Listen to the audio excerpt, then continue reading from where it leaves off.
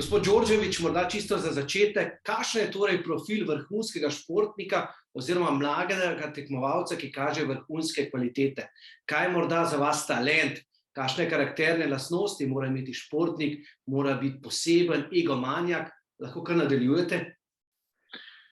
Ja, torej sigurno, zdaj, če govorimo o talentu, najprej bi se morali zmeniti, kaj to je talent. Talent, zdaj, veste, imamo različne stopnje ljudi, ki so nadarjeni. Imamo ljudi, ki so nadarjeni toliko, da dosegajo recimo nivo, ne vem, nacionalni, potem imamo mednarodni nivo, potem imamo pa take, ki so pa čisti top of the top. Zdaj, če se pogovarjamo o tisti, ki so pa recimo res izredno nadarjeni, te sigurno niso običajni ljudje.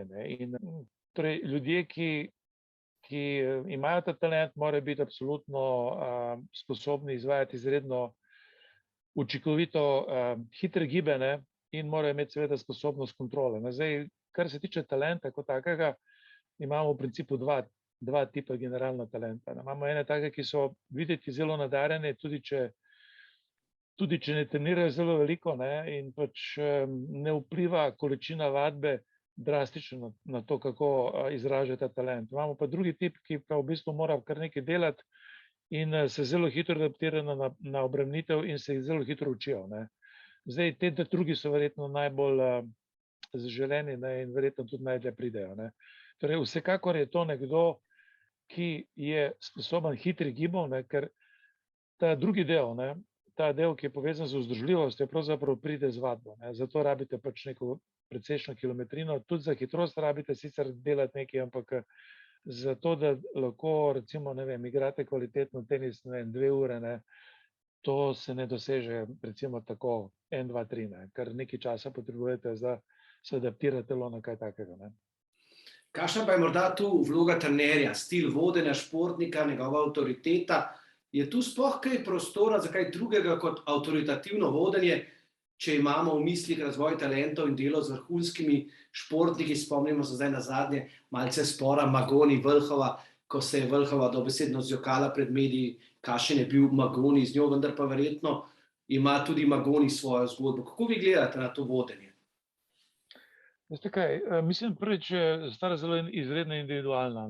Jaz sem sam dal precej rečemo, neko tako pot. V začetku svoje kariere sem bil bolj, rečemo temu, neizprosen.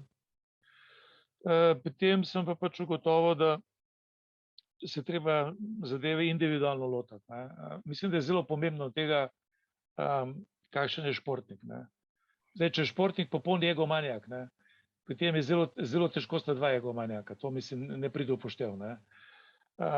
Vsekakor pa bi rekel, da je zelo odvisno od trenerja. Torej, trener mora doseči cilj. Njegov cilj je, da športnik je čim bolj uspešen. Kako doseže ta cilj? Je pa veliko poti pelje v Rim. Ni samo ena pot in tudi individualno gledano moje ugotovitve so, da na različne načine se to doseže. Zdaj, kar se tiče pa avtoritete, mislim, avtoriteta mora biti. Zdaj, ampak veste, kaj pomeni avtoriteta? Mislim, moje gledanje je naslednje. Če jaz imam avtoriteto, potem mi te avtoritete ni treba demonstrirati, izražati, forsirati. To je samo po sebi umevno, da jo imam. Ni mi jo treba izsiljevati z čemorkoli. Omenili ste vašo preobrazbo. Kako gledate na izkušnje oziroma v isti sapi napake? Se spomnite morda vašega največjega neuspeha, napake, ki pa se je čez nekaj časa pokazala kot morda stopnička gor? Ja, definitivno se bistveno več učimo iz napak, kot verjetno iz uspehov. V bistvu napake nas silijo v to, da če želimo biti, jaz bi tako rekel, če želiš biti uspešen v nečem, potem vedno moraš stremeti k temu, da testiraš kritično presojo, ki jo imaš. In to pomeni, da vedno najdeš napake. Zdaj, napak je bilo, kaj napak je mogoče bilo več. En od prvih napad, ki sem jih imel, bila pač ta, da sem v eni fazi, ko sem ogromno študiral, imel občutek, da veliko vem. Potem sem pač ugotovil, da se stvari spreminjajo, da je stvar procesnega karakterja. V trenutku, ko trener misli, da vse ve, je pravzaprav je bolj ali manj ad acta. Mora se postaviti v vlogo nekoga, ki se uči, ki napreduje in ki vedno hoče nove stvari uporabljati. To ne pomeni, da vse menja, kar počne, ampak pomeni, da nova spoznanja uporablja za to, da je ekonomija vadbe bolj pametna. Veste, tukaj ena zadeva je izredno jasna, vsaj meni. Tehnologija treninga še vedno zelo napreduje, ni dosegla saturacije, še vedno ogromno stvari se dela bistveno bolj učinkovito, kot se delalo včasih in še vedno je ogromno prostora za izboljšave. Kar pomeni, da postaviti se na absolutno stališče avtoritete brezpogojno in drugega ne upoštevati je pravzaprav neumno. Mislim, nima nobene realne podlage v dejstvih, ki nas okrožajo. Metodologija vadbe se je res spremenila, kar pomeni predvsem v tem, da z bistveno manj napora dosežete podobno raven recimo adaptiranosti pri športniku in seveda potem s časom tudi večjo, ko se to nadaljuje. Morda ravno to, kaj bi izpostavili torej skozi oči kondicijskega trenerja, kako si naj teniški igralci v tem primeru organizirajo, strukturirajo trening. Kot ste dejali, ni samo količina, ampak tudi pametna prerazporeditev dela. Poglejte, prva stvar, ki je izredno pomembna, je ta, da se moramo zavedati, da v sodobni vadbi pri vrhunskih igralcih ali pa pri vrhunskih športnikih nasploh je izredno pomembno, da je individualen pristop. En primer bom dal, ki mislim, da bo razložil zelo dobro, kaj mislim s tem. Mi smo pred leti naredili eno študijo, ker smo imeli približno 10 do 15 športnikov, oziroma 15 smo imeli pa na koncu 10, ki so vsi bili iz športa, ker je hitrost dominantna. Približno iste kvalitete, z istim stažom, vsi so bili državni reprezentanti in smo jih testirali pri najbolj osnovni vaji. Ta osnovna vaja je počep. In smo gledali, kako vpliva obremenitev pri počepu na obremenitve najbolj pomembnih mišičnih skupin, ki sodelujejo pri tem in kaj se dogaja z ligamenti, kako te osnovne ligamenti, recimo pateralni ligament, kako se obnašajo pri počepu. Merili smo tudi električno aktivnost mišic. Zdaj, da je zadeva popolnoma bila primerljiva, smo to delali v stojali, kar pomeni, da so izvajali popolnoma identične gibe, dinamika gibov je bila identična, obremenitve so bile pa izbrane glede njihovih specifičnih sposobnosti. In potem smo pač pri isti vaji, pri istem štilu ponovitev, pri, kako bi rekel, adaptiranem načinu, ki je popolnoma primerljiv med njimi, gledali, kako se obremenitev v kolenu kaže recimo z objektivnimi podatki. In smo izvedli nekaj, čemu se reče klasterizacija, se pravi, smo pogledali, ali kaj je karakteristično za ljudi in smo ugotovili, da vsak od teh 10 ljudi je bil popolnoma različno se odzval na to obremenitev. Kaj to pomeni? To pomeni, da če vi izvajate neko vajo, za katero upate, da je univerzalna učinek ima na športnika, ste v totalni zablodi. Ga nima. Vsak športnik se popolnoma individualno odzove na to vajo. Pika. In od tukaj se začne neko prekletstvo. Ja, res je sicer, da veljajo univerzalne zakonitosti in da na nivoju teh univerzalnih zakonitosti so neka pravila in je ok, in to drži do neke mere, ampak dejansko pa je zadeva taka. Torej, teh 10 športnikov je, ko je naredilo isto vajo pri istih obrnitvah, imelo tako, kot da bi za vsak podpisal, popolnoma različno. Ali pa če bi jih postavil pred ogledalo, pa jih pogledal, da bi bili vsi različni obrazi imeli, tako je bil tudi odziv njihovega telesa. Torej, da se vrnem nazaj na zgodbo. To, kar je bistveno, je predvsem bistveno individualen pristop.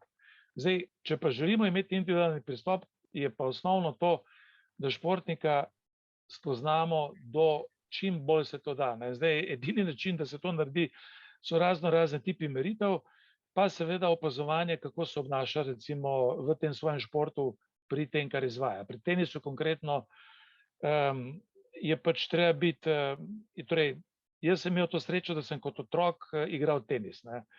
tam nekje do nekega, recimo 13. leta, tako da mi gibanje v tenisu mi ni tuje. Mislim,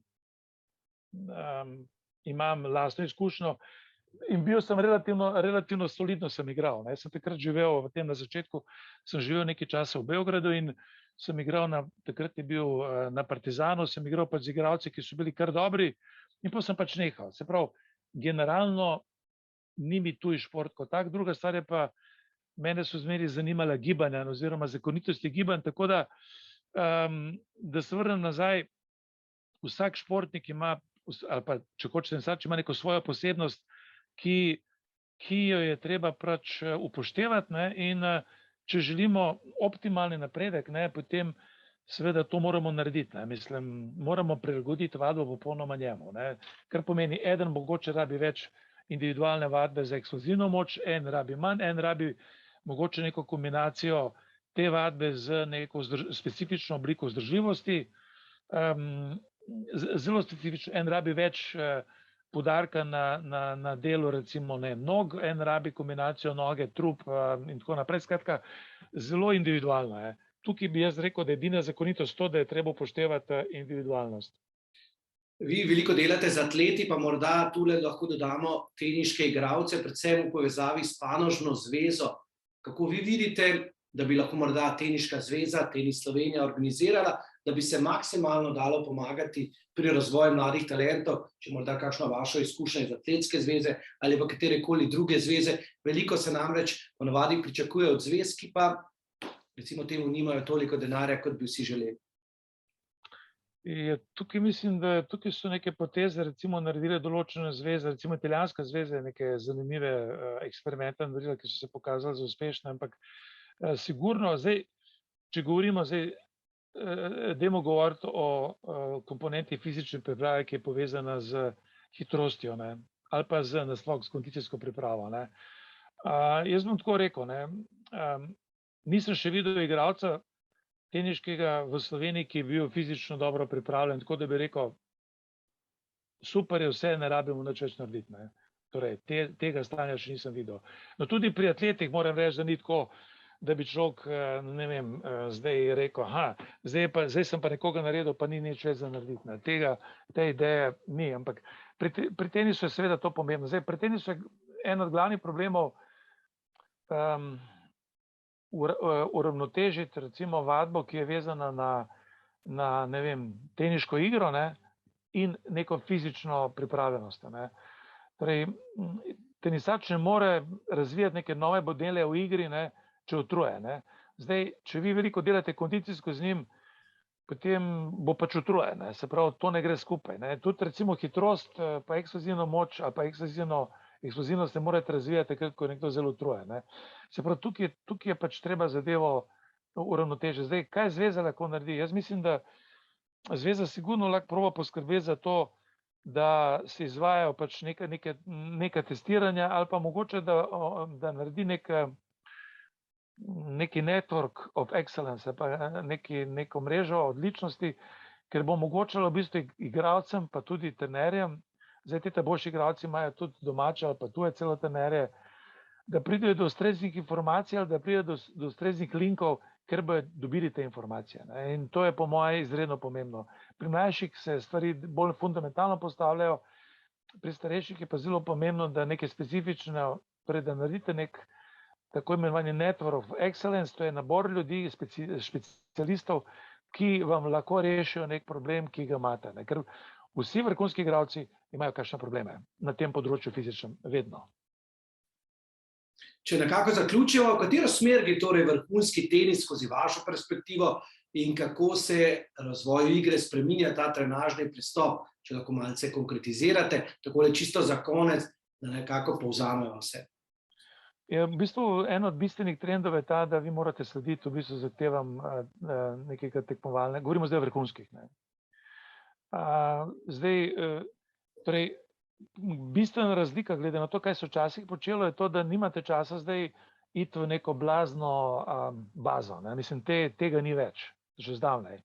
Se pravi, ti moraš vzdrževati igralca na relativno visokem nivoju in moraš poskrbeti predvsem za to, da tiste stvari, ki pridejo kot težava, da jih čim prej rešiš, recimo fizične, in da narediš določen del vadbe, ker je dominantno, se ukvarjaš z, rečemo temu, neko preventivo. Se pravi, ti imaš nek ustroj telesa, neko stanje, za katerega moraš poskrbeti, da bo stabilno. Ne? In včasih je bolj pomembno to narediti, kot ne vem kaj razvijati. Ne? Razvijaš pa takrat dejansko, ko ni pa veliko igre oziroma ni veliko zahtev po izredno visoko intenzivnem igranju oziroma tekmovanju. Ne moreš tega istočasno razvijati. Ne? Lahko pa vzdržuješ. In je pomembno zadevo vzdrževati praktično. Mislim, če pogledamo koledarje, ugotovimo, da pravzaprav teniški igralec skoraj da mora, ne vem, 10 mesecev na leto mora biti top, ne? Bolj ali manj. Ne? To je pa zelo težko. Narediti na način, recimo, kot so včasih trenirali. Treba je nivo zelo visoko držati, je pa treba neko čas si vzeti za to, da določene stvari popraviš. Zdaj, če je veliko za popraviti, je treba več časa vzeti. Hvala lepa. Morda čisto za konec še kaj takšnega, kar nisem vprašal, pa bi radi povedali, sporočili našim gledalcem takole na kratko. Poglejte, zelo pomembno je, da delamo določene tipe meritev, da objektiviziramo neka zapažanja, ki jih imamo, recimo trenerji, en in drugi, in kondicijski in teniški trenerji.